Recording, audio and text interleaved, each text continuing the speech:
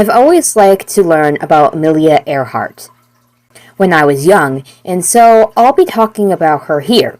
Although this card seems to focus more on her disappearance at sea, the way how it happened has been a mystery to everyone that led into fiction of what could have happened. It intrigued me with wanting to learn about the first woman to fly over the Atlantic Ocean solo. And she also inspired a lot of women to take to the skies and not be pushed down by men's venomous visions of women, especially in her time when she was around.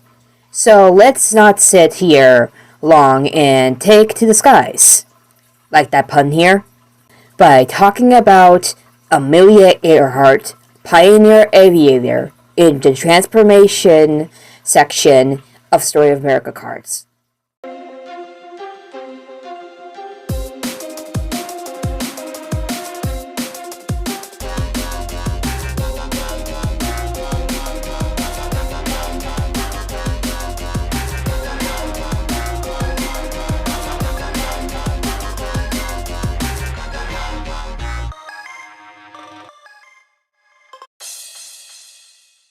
Amelia Mary Earhart was an American aviation pioneer and writer. Earhart was the first female aviator to fly solo across the Atlantic Ocean. She set many other records, was one of the first aviators to promote commercial air travel, wrote best-selling books about her flying experiences, and was instrumental in the foundation of the 99s, an organization of female pilots. She was born on July 24, 1897, in Atchison, Kansas, and later Des Moines, Iowa. Earhart developed a passion for adventure at a young age, steadily gaining flying experience from her 20s. One day in 1920, when Amelia Earhart was 22 years old, she watched an air show in progress at Doherty Field near Los Angeles. She was so impressed by the demonstration that she begged one of the pilots, Frank Hawks, to give her a ride in his plane. Once aloof, the freedom, exhilaration, and joy she felt convinced Amelia Earhart that flying would be her life's ambition.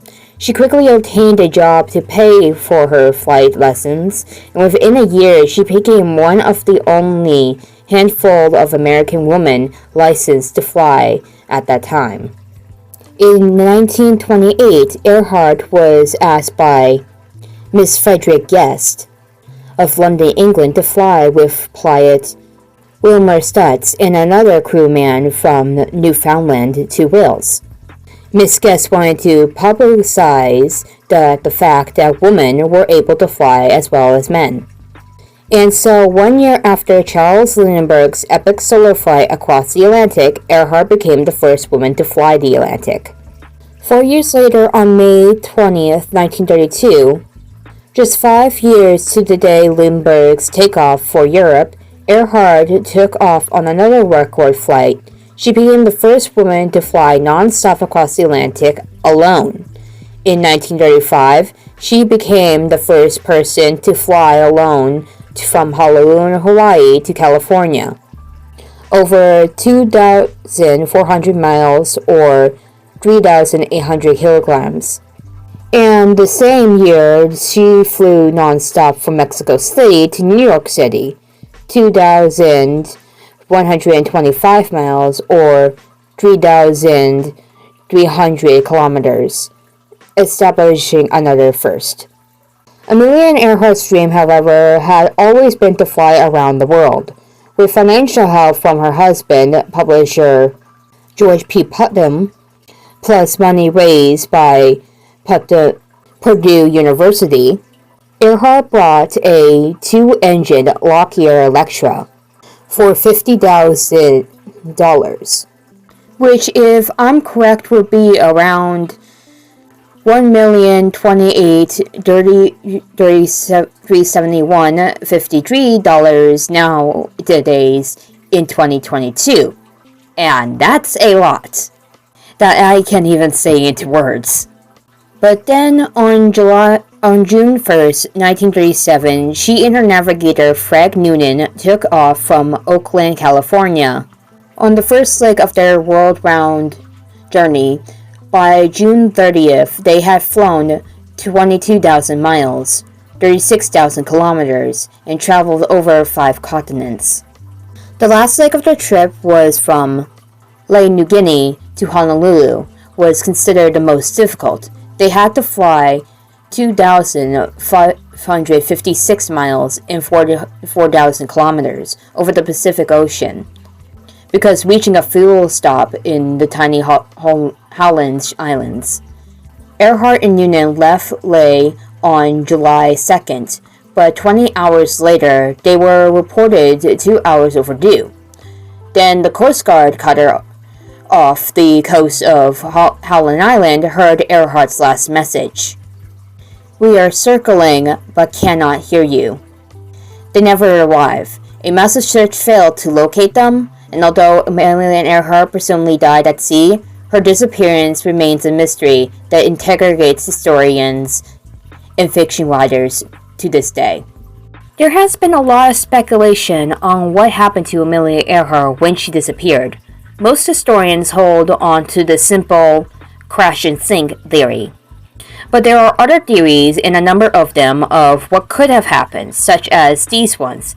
Here, I'll talk about them. I'm not gonna go over everything, but I'm taking these from the Wikipedia, and not to mention too much is here, because I don't want to make this long. So, if you're not watching the YouTube, then you can use the links in the video description for you to look at.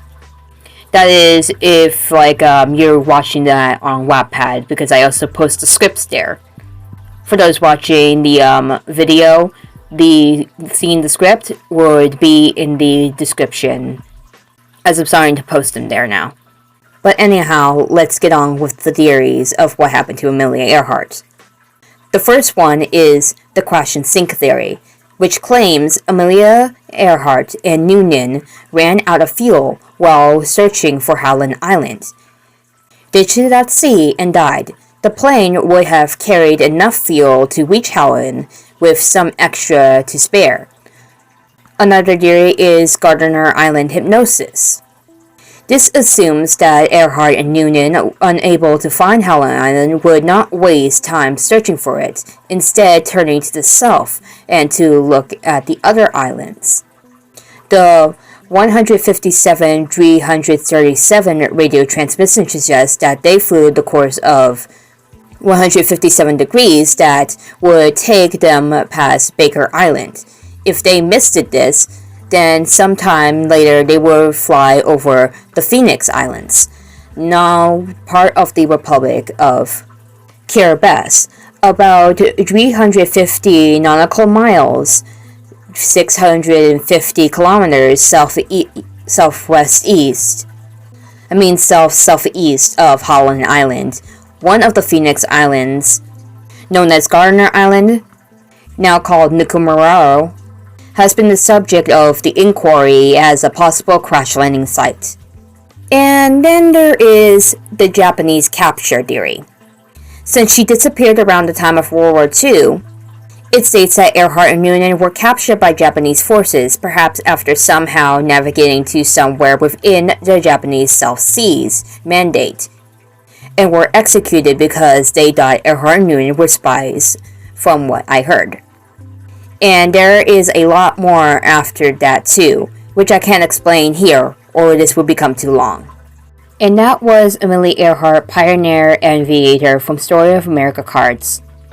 I'll see you next time, and speaking of next time, for those who are interested in what I'll be doing next for this series, I'll be taking a look at daily life section cards of famous criminals, those being a pirate, Captain Kidd, who you may likely know as in Persona 5, may know as the persona of Ryuji Sakamoto. I always get his last name mixed up, like Yusuke and Yosuke. And then, without further ado, with Bonnie and Clyde, the partners of crime. So, see you next time.